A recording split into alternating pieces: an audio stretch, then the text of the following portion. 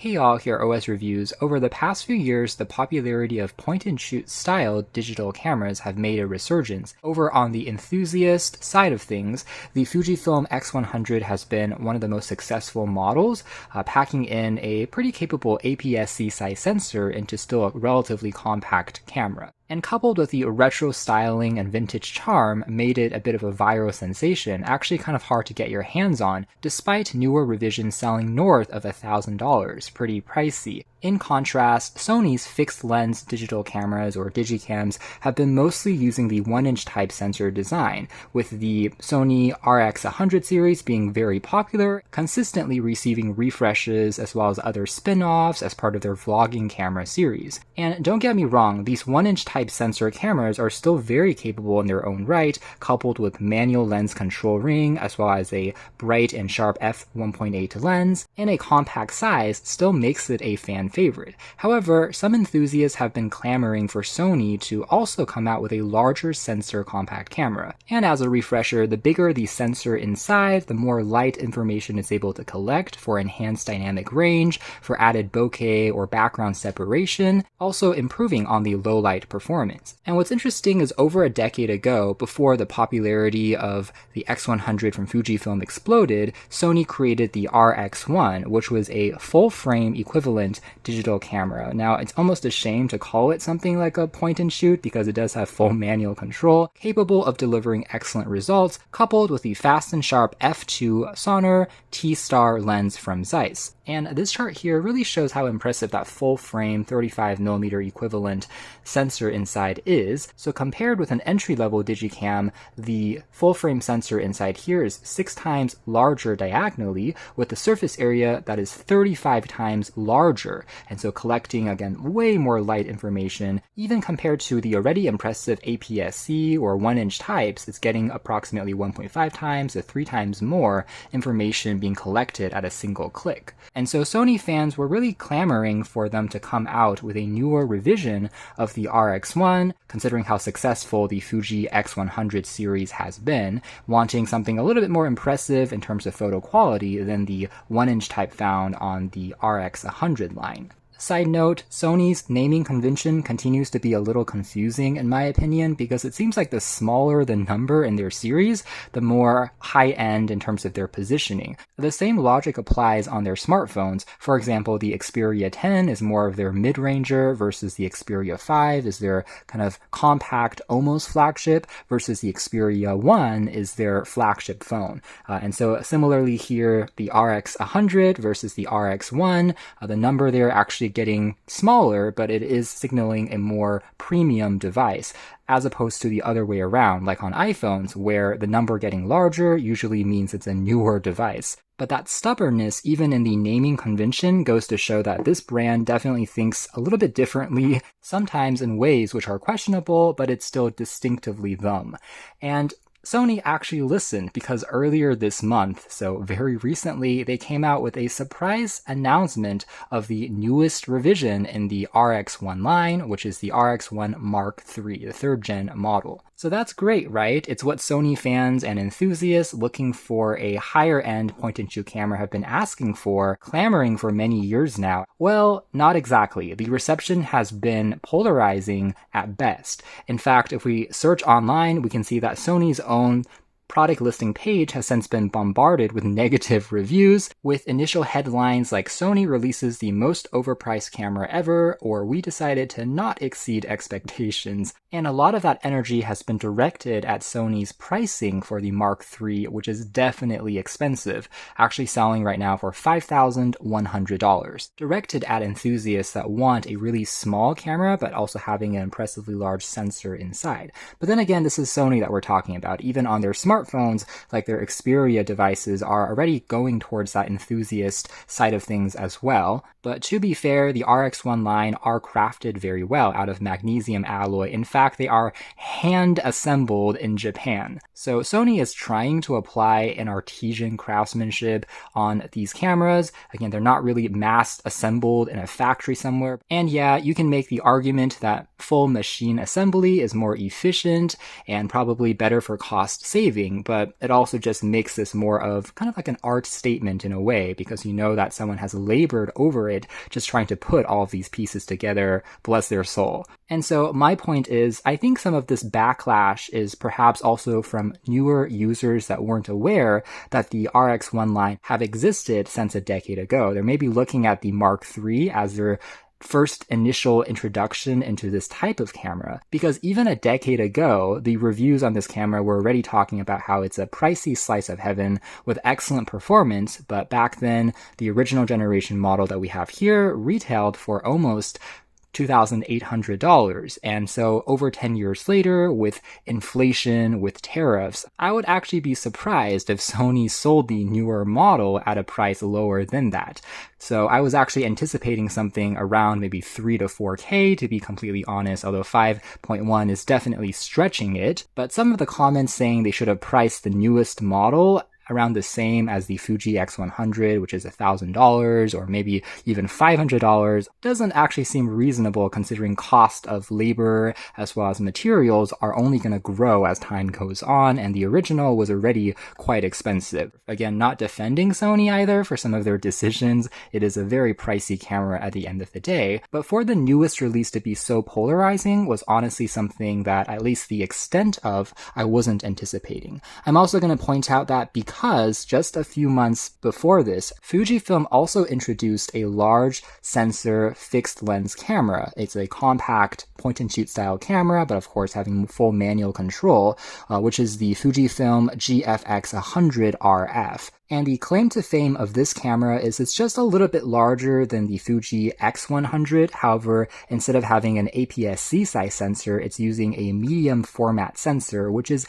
even larger than the full frame sensor equivalent found on the Sony RX1, as we can see here. And that's just because these naming conventions were based on film cameras from back in the day. But what it means is the full frame sensor is roughly 80% as large as the medium format sensor, which is actually the largest sensor type that can be found in most modern digital cameras. But yeah, this is already way larger than any smartphone or digicam sensor by magnitudes. However, the irony is the Fujifilm medium format camera has a fixed lens which is f4 in terms of aperture, and what that means is the amount of light that it lets in is not going to be quite as fast or impressive as the f2 Zeiss lens that the RX1 touts. And so if you are converting between a medium format camera that has an f4 lens versus a full frame camera with an f2 lens, actually the RX1 still comes out on top when it comes to the potential bokeh or depth of field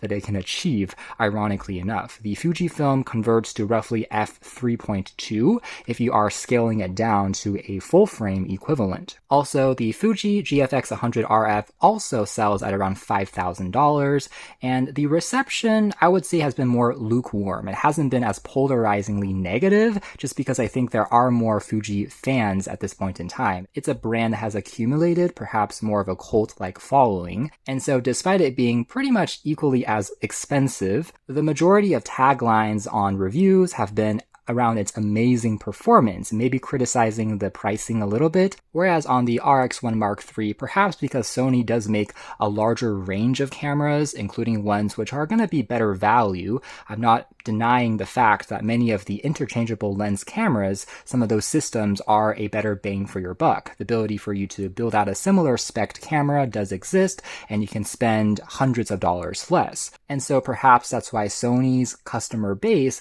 is a little bit more value focused, and as a result, their reception to the RX1 was so different compared to the Fujifilm reception, even though both cameras are actually positioned at a similar crowd. But yeah, my perspective on this whole thing is I actually don't think this is really designed for folks that rely on an interchangeable lens camera, kind of true photography professionals as part of their line of work, because they obviously will get more versatility out of a system like that. This is still a compact digital camera at the end of the day, where the dimensions being still as small as possible, making it more of an engineering marvel, is the main point. as well as attracting consumers looking for a leg up compared to a true digicam, but still more in this point-and-shoot form. They don't have to really worry about switching out any components like lenses. It's simply grab and go, perhaps reducing some of that friction. Yes, they are paying a little bit more for that. However, that audience, again, looking at something like the Fujifilm X100 is really where this is being positioned at, which is why I think it's all about perspective and what type of lens,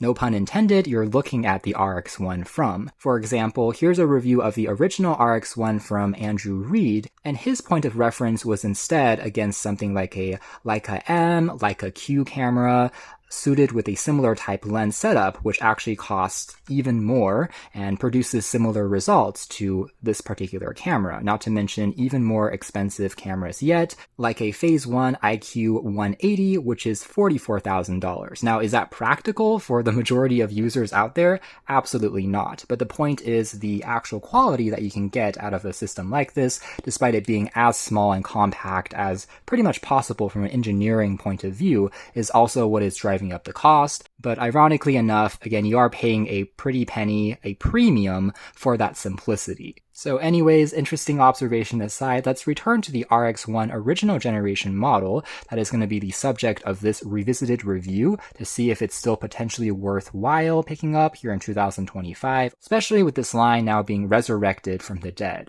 So in terms of pricing, you can find used models of the original RX1 as well as the RX1R on third-party sites like eBay, typically hovering for around $500 to $600. Yes, that's still expensive for sure, compared to an entry-level digicam, but that is definitely a pretty vast discount compared to a newer revision, which again, over 5G, this is almost 10 times less. Not to mention, if you're looking at something like a Fuji X100, you're likely paying even more than this, despite the X100's APS-C size sensor being not as impressive as the RX1's. And just as a size reference, if you are curious, here is the Fuji X100F versus the RX1, so you can see them side by side. The RX1 is actually a little bit shorter, the lens comes out maybe just a touch more, but yeah, it's surprisingly a similar dimension, despite, again, the sensor inside being about 1.5 times larger on the RX1. We also have the aforementioned Sony RX100, the Mark III next to it side by side,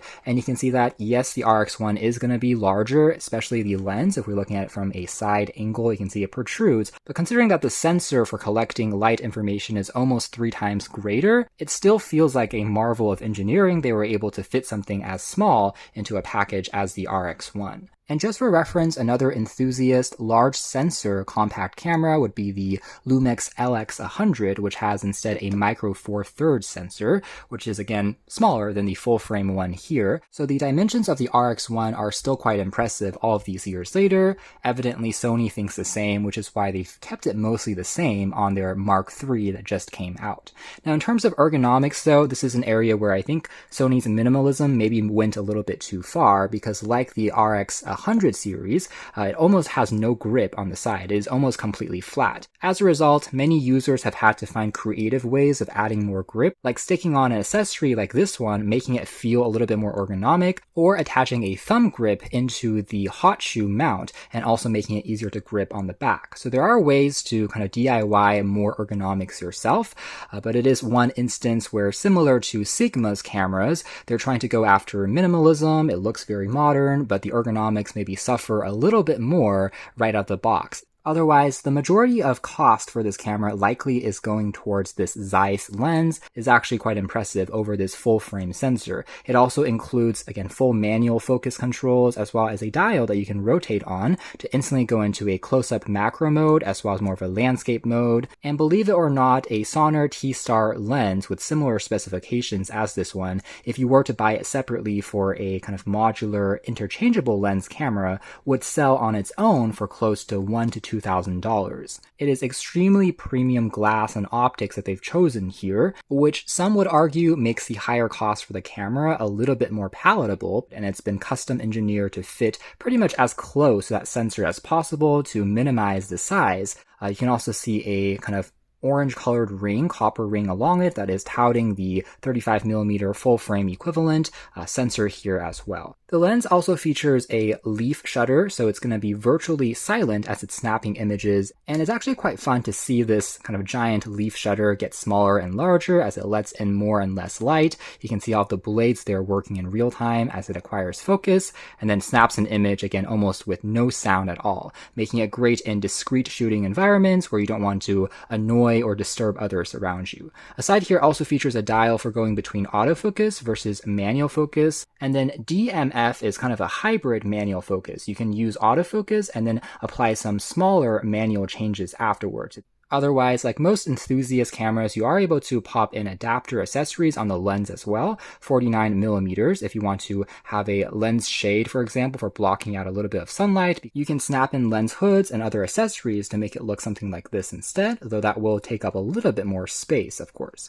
The entire body or chassis of the camera is crafted out of magnesium alloy, so it is very sturdy. We have just the tripod thread, which is center mounted, and then we have the full SD card reader slot as well as the battery. Now, this is the most controversial part about the RX1 line.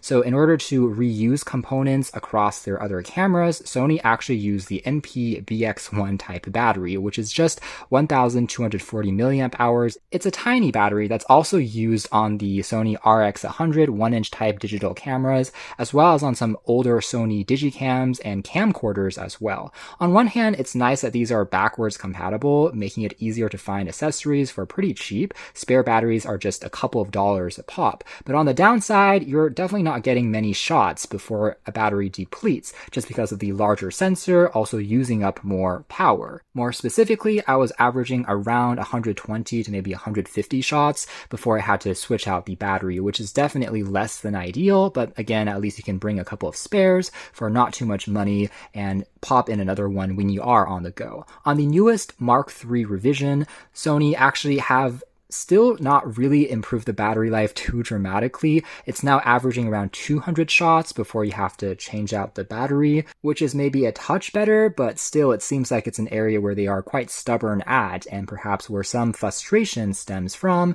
not seeing a more drastic improvement, since this was one of the pain points, but it is what it is. Now, located on the other side, you also find a flap that's covering up HDMI port for connecting to external monitor, as well as having a micro USB port for data transfer, and there is a 3.5mm jack, which allows for external microphones to be plugged in. Actually quite nice. Improving the usability in the video recording mode if you want to connect higher quality mics compared to the built-in internal microphones, which are just average. Located on the back of the camera is going to be a 3-inch IPS LCD screen. The original model is non-touch and also non-articulating, so it doesn't actually flip up, unlike the Mark II version of the RX1. But the irony is on the 3rd generation newest model, the Mark III, Sony has gone back to a fixed non-articulating screen, which is perhaps another point of criticism from fans. And I get it. Having an articulating screen just makes it a little bit more versatile if you're popping it up for vlogging, recording selfies and videos, and also tilting it maybe at a waist level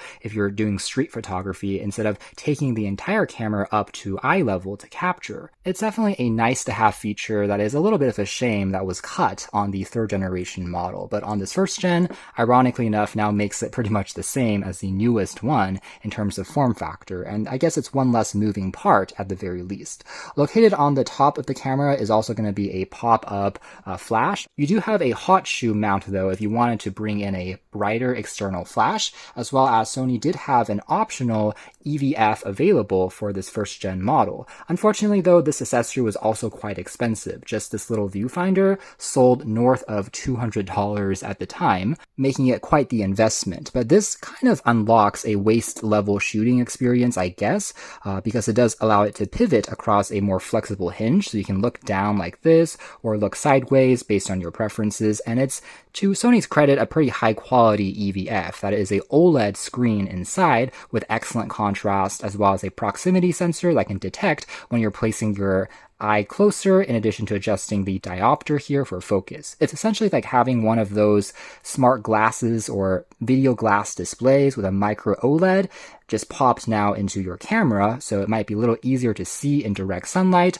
when the outdoor visibility is washing out to the screen. And so this modular little accessory just takes power and plugs into the pogo contacts of the hot shoe mount here on the very top, and again giving you a little bit more adjustability, which is not bad. In fact, flicking the camera on here, we can switch over to the EVF just by using the proximity sensor. Alternatively, there's also a button that you can click on to switch into this profile instead, which again looks relatively sharp, as well as excellent contrast because of the OLED nature. Other controls include a dial for going through some auto modes versus scene selection modes, which we can trigger with the OK button. For example, there's a sunset mode, a night scene mode, twilight mode, night portrait, and a sports mode can all be found. So giving you the basics here, although there isn't a built-in film simulation mode, for example, a dynamic black and white monochrome with film grain is one option that isn't built in here by default. You'll also be able to adjust into program priority versus aperture priority versus shutter priority for faster shooting if you are in a more moving condition versus a full manual exposure mode,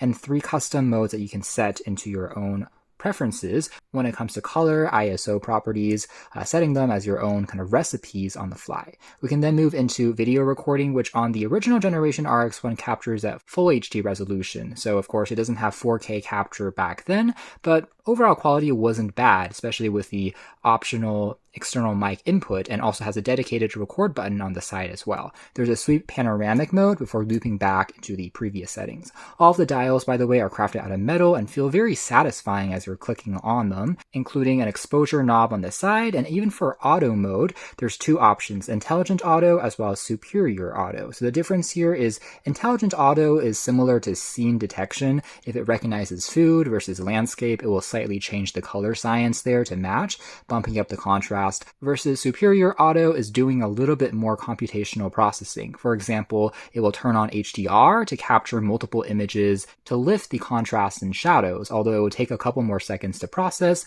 especially on an older device like this, but you can play around with those options. Regular auto is a little bit faster. What's also kind of fun on this camera are going to be the manual lens rings, another ring on the outside for changing focus manually, as well as another ring on the inside for changing the aperture. The eye of the camera, aka the leaf blades, gets smaller versus larger as it lets in more light. It's actually a pretty satisfying motion there to observe this entire mechanical feeling using the giant leaf blades. And by the way, the power on and off switch also has a kind of button design where you can snap on different shutter buttons or keys. For example, right now I've attached a copper kind of metal accent on it to make it feel a little bit more tactile as I'm pressing down, almost like a switch in a mechanical keyboard. So this design element matches the Fujifilm X100. It actually looks something like this when nothing is attached, and then you can snap in other colored buttons for further decoration, as well as different textures, as well as the typical 4-way navigation toggle, which is also a scroll wheel on here, as well as delete keys for navigating around the usual Sony menu interface can also be played around with. Grid composition setting, the frame rate of the video recording mode, also tapping on function, allows us to trigger some other presets, including a soft skin effect mode for portraits, which we can cycle through using the scroll wheel. You can see the continuity of design language from a UI perspective across Sony's products, in addition to another scroll wheel or dial here on the side, which is a little bit easier to access with your hand, giving you plenty of control when it comes to navigation of what type of method that you prefer. Now, in terms of the actual capturing experience, I would say it's not bad. You can see the auto scene detection doing its thing, as well as the macro capabilities of this camera. You have to be at least 0.2 meters away from an object. We can see the foreground fall off beautifully, whereas the image in the middle here continues to remain nice and sharp, getting you very crispy details that you can also magnify and zoom into. Now, technically, this first revision camera has 24 megapixels to work with, which then doubled and tripled in later revisions. In my opinion, 24 megapixel files, especially if you're shooting in RAW, preserving plenty of detail is still more than workable enough, even if you're blowing them up to a smaller poster-sized print. But if you're trying to blow it into a billboard, then maybe that's where having more megapixels might be even better for additional cropping and zooming in. resulting in very good low light capabilities as well, as long as you're holding still. Now the camera does also have accelerometer, so it can flip the image automatically and save it properly as well, which is a nice, slightly more modern feature, I would say, even though this first revision didn't come with any Wi-Fi or wireless connectivity options for sending the photos over to your phone, for example. But yeah, the straight out of camera JPEGs even do have a rather attractive vibrancy to them. I will say that older Sony cameras, color science are kind of an acquired taste. I personally find it to be a little bit more on the neutral side, slightly colder in color temperature,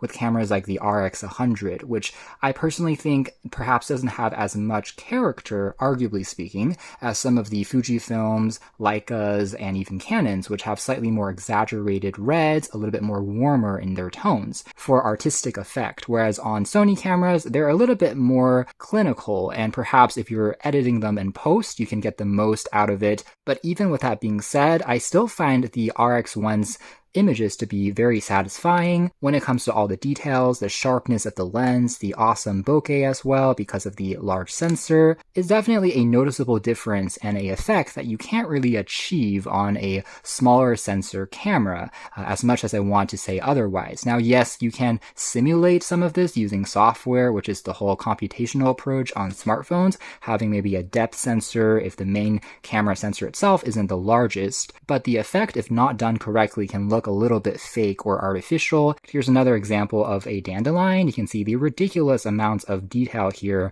just on an overcast day, and how the background there just falls off beautifully. Almost every shot coming out of this thing, I feel like could be part of a beautiful photography album, kind of transforming ordinary everyday shots into more of a magical scenery. So the custom lens and the large sensor combination here definitely has its merits, I have to admit. Let's transition into a couple of images I captured using this camera just as quick demonstrations. These are all going to be more or less straight out of the camera JPEGs.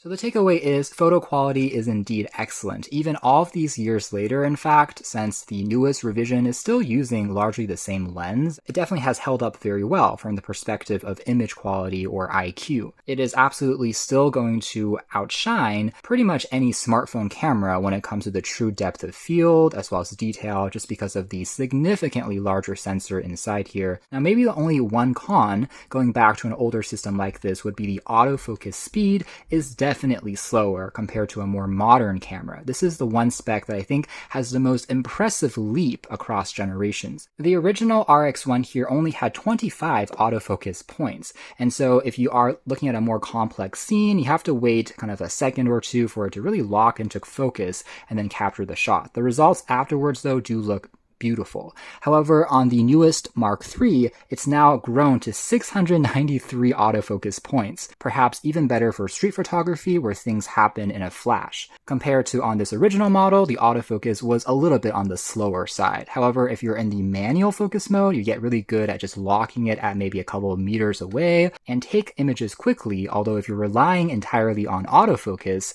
that will be one con of a device like this. Furthermore, the original generation RX1 did not come with an ND filter built in. You can attach some, again, lens accessories like the lens hood or another filter by screwing it in, but it is something to keep in mind. So if you're shooting in really bright outdoor conditions, the irony is the super bright f2 aperture of the giant sensor here can maybe collect too much light, potentially blowing out some details. Part of that might be recoverable if you're shooting in RAW, but it is one of the ironies there. And so that's where having a, again, accessory like a lens shade or an ND that you screw on might be beneficial in bright sunny days. Now, the final asterisk or con of this particular original revision has a higher occurrence of units that can pop up with a error 61 message on some of the older units, and it's down to the tolerances of the lens on the sensor pretty much pressed on one another. Sometimes if one of the components gets slightly misaligned, you'll see that error pop up. Obviously, because this isn't an interchangeable lens camera that you can just swap out another lens, or you can just easily kind of clean it just by removing it, it makes the repair process a little bit more complicated. Still, if that error pops up, there are other videos you can find on YouTube when it comes to repair. Is placing a cloth on your hand and then slightly gripping the lens and then popping it onto your hand repeatedly about 3 or 4 taps, and oftentimes that slight vibration is enough to make the autofocus cogs return to their original position, and the error most likely will go away. But yeah, that was definitely not a great look for a camera as expensive as the RX1, and hopefully something that Sony learned from that perhaps won't happen again on the RX1 Mark III, although only time will tell. And so for this camera, my advice is if you're traveling with it, to try and protect the lens a little bit more. For example, if you're sliding this camera into your backpack, instead of placing the lens facing forward, where you might hit it accidentally and have more impact on it, you might want to place it sideways like this instead, since it seems to be a little bit more susceptible to shock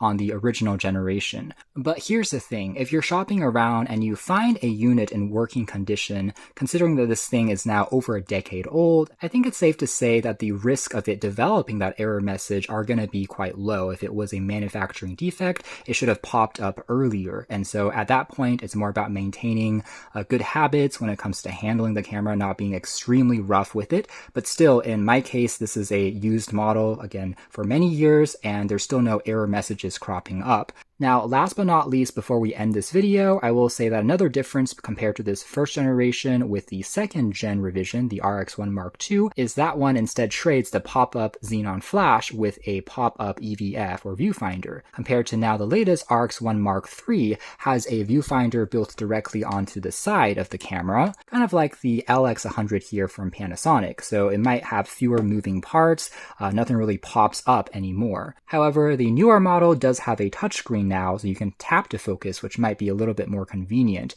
But again, there's a huge delta in price. And so ultimately, if you like the simplicity of a kind of grab and go style, compact digital camera, and you want one with the best photo quality or IQ that you can achieve in a compact size, and you're willing to spend a little bit more, but perhaps not as much as thousands of dollars, and I definitely think the RX1 line might be an interesting alternative to something like the popular Fujifilm X100, which is insanely popular and has been perhaps oversold at this point. This one is, by comparison, because it's a Sony, not quite as hyped up. If you can find a decent deal, I would say the photo quality surprisingly still holds up quite nicely, producing some truly beautiful results thanks to this gorgeous lens as well as large sensor. That is, as long as you're okay with the slightly shorter battery life, as well as a slightly slower autofocus. And ultimately, even though there have been some questionable decisions from Sony, and yes, the newest one is very expensive, I'm still glad to see that they decided to make another revision of this camera, keeping this original concept alive and maybe proving that all of those years ago,